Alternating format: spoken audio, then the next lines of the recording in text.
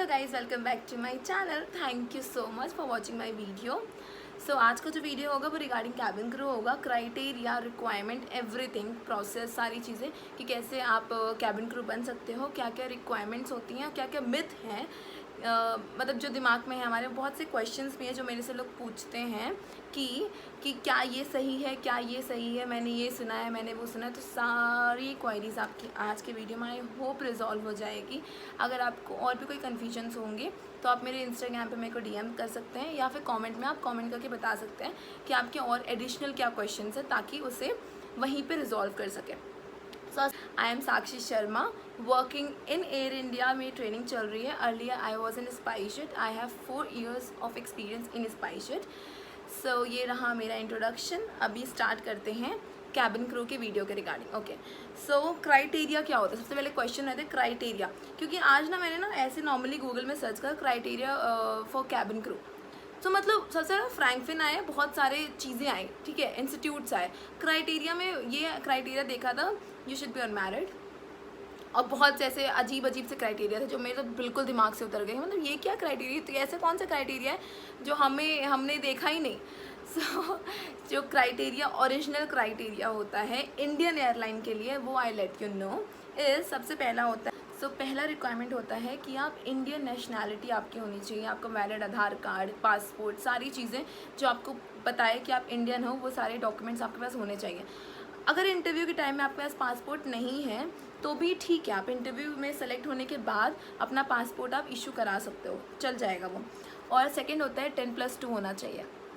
10+2 education आप किसी भी बोर्ड से, CBSE, ICSE, यूपी बोर्ड या कोई बोर्ड से आप कर सकते हो।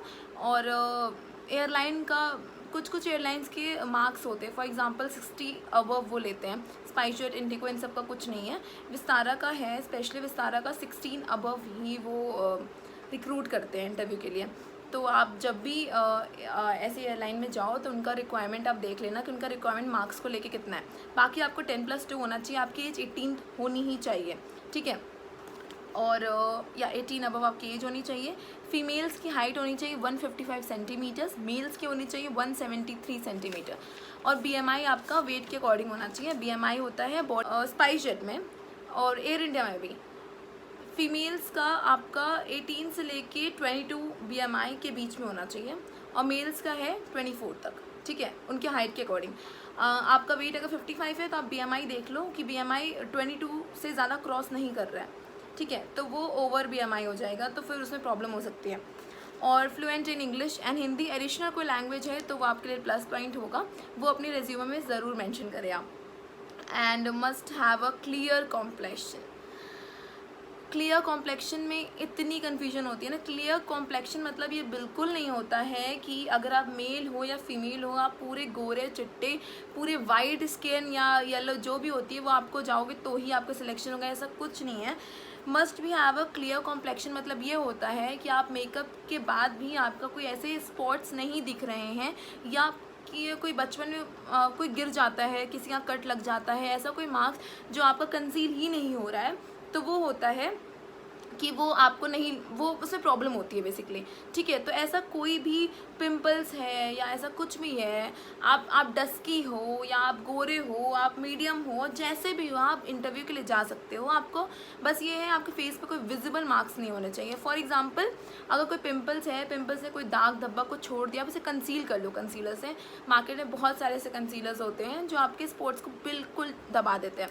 हाँ, ऐसा कुछ स्पॉट्स हो, कोई गड्ढा पड़ गया हो या बचपन में आप गिर गए हो, उसका कुछ ऐसा डार्क स्पॉट्स पड़ गया हो, तो उसमें क्योंकि वो दिख जाता है दूर से, वो मेकअप से भी नहीं होता है, तो उससे आपको प्रॉब्लम हो सकती है।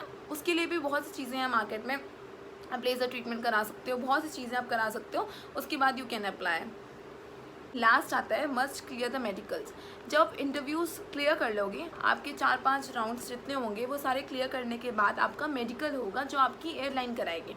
क्लास 1 एंड क्लास 2 मेडिकल होता है। क्लास 1 मेडिकल में आपका फुल बॉडी टेस्ट होता है, हर एक चीज़ आपका देखा जाता है, eye, ear, nose, blood, everything, okay, everything. So you have to clear that. उसके बाद ही आप अपने ट्रेनिंग स्टार्ट कर सकते हो, ठीक है। अगर आपका इन केस XYZ इंसान का मेडिकल क्लियर नहीं होता है तो उसे कंपनी बोल देती है that you are not fit to fly with us and ये रीज़न है एंड बस ख़त्म. सो उसकी ट्रेनिंग नहीं होगी. सो बुरा लगता है ऑफ कोर्स, लेकिन उनके भी अपने क्राइटेरिया हैं, उन्हें हम फुलफ़िल करना ही पड़ेगा. सो यही ये सारे हैं क्वेश्चंस, क्राइटेरिया बेसिकली, जो यही क्राइटेरिया है, इससे ऊपर नीचे कुछ भी नहीं है. So please I repeat my criteria. First, Indian nationality होनी चाहिए. सेकेंड, 10+2 एजुकेशन होना चाहिए किसी भी बोर्ड से, ठीक है. इंग्लिश, हिंदी किसी भी बोर्ड से होना चाहिए आपका. 18 अबव होने चाहिए आप एज में. फीमेल्स की हाइट होनी चाहिए 155 सेंटीमीटर्स, मेल की होनी चाहिए 173 सेंटीमीटर्स. BMI आपका वेट के अकॉर्डिंग होना चाहिए. And fluent in English and Hindi. कोई एडिशनल लैंग्वेज है उसे रेज्यूमे में ज़रूर मेंशन करें. And must have a clear complexion. आपको पता चल गया होगा क्लियर कॉम्प्लेक्शन का मतलब क्या है. And last, must clear the medicals which have taken by airline, जो भी एयरलाइन आप जा रहे हो, ठीक है. सो ये हो गया आपका. अब जो क्वेश्चंस हैं which I want to clear, basically myth which I really want to clear is, first है, क्या हमें किसी इंस्टीट्यूट से जाना बहुत ज़रूरी है? क्या हमें वो सर्टिफिकेट जो होगा हमें वो काम आएगा वहाँ पे? नहीं, बिल्कुल भी नहीं. अगर आपको लगता है आपकी इंग्लिश अच्छी, आपकी हिंदी अच्छी, आपका कॉन्फिडेंस लेवल अच्छा है और आप खुद भी इंटरव्यू क्लियर कर सकते हो, सो आप ज़रूर वॉक इन इंटरव्यू दो. फालतू में किसी XYZ इंस्टीट्यूट में जाके 2-2.5 लाख, 3 लाख, 4 लाख देना बिल्कुल भी वर्थ इट नहीं है. वो लोग आपको पर्सनालिटी डेवलप करेंगे, इंग्लिश हिंदी में आपको इम्प्रूव करेंगे, सर्विसेज में हेल्प करेंगे. वो सब तो आप ट्रेनिंग में ऑलरेडी सीखोगे. वहाँ पे जाकर आपको इंटरव्यू ये नहीं बोलेंगे आपको सर्विस करके दिखाना. नो, वो आपको ट्रेनिंग में खुद कंपनी सिखाएगी क्योंकि आप फ्रेशर्स हो, ठीक है.